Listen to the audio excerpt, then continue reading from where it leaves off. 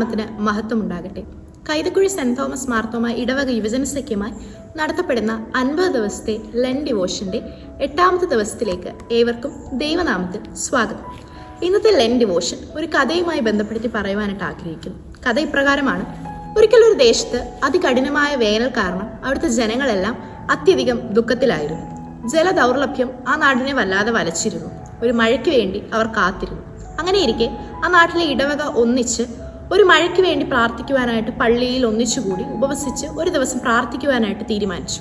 പ്രാർത്ഥനയുടെ ദിവസം രാവിലെ ആ പള്ളിയിലെ പുരോഹിതൻ തൻ്റെ കുടുംബവുമായിട്ട് പള്ളിയിലേക്ക് പോകുവാനായിട്ട് ഇറങ്ങുവാൻ തുടങ്ങുകയായിരുന്നു.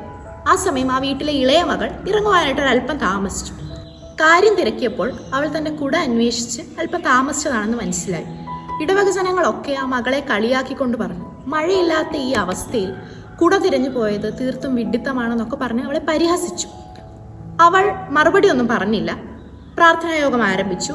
ഒരു ദേശം മുഴുവൻ, ഒരു ഇടവക മുഴുവൻ ഒന്നിച്ച് കണ്ണുനീരോടെ ദൈവസന്നിധിയിൽ പ്രാർത്ഥിച്ചു. പ്രാർത്ഥന കഴിയാറായപ്പോഴത്തേക്ക് കാർമേഘങ്ങൾ ആ പള്ളിയെയും ആ ദേശത്തെയും മൂടിയിരുന്നു. ആ ദേശത്തിന് വൻമഴ നൽകി ദൈവം അനുഗ്രഹിച്ചു.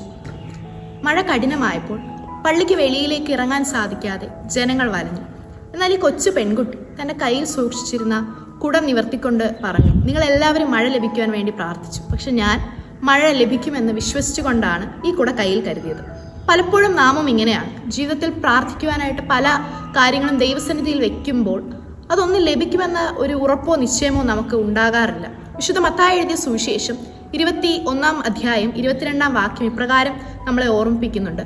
നിങ്ങൾ വിശ്വസിച്ചുകൊണ്ട് പ്രാർത്ഥനയിൽ എന്ത് യാചിച്ചാലും നിങ്ങൾക്ക് ലഭിക്കും. ഈ വിശ്വാസത്തോടെ വേണം നാം പ്രാർത്ഥിക്കാൻ.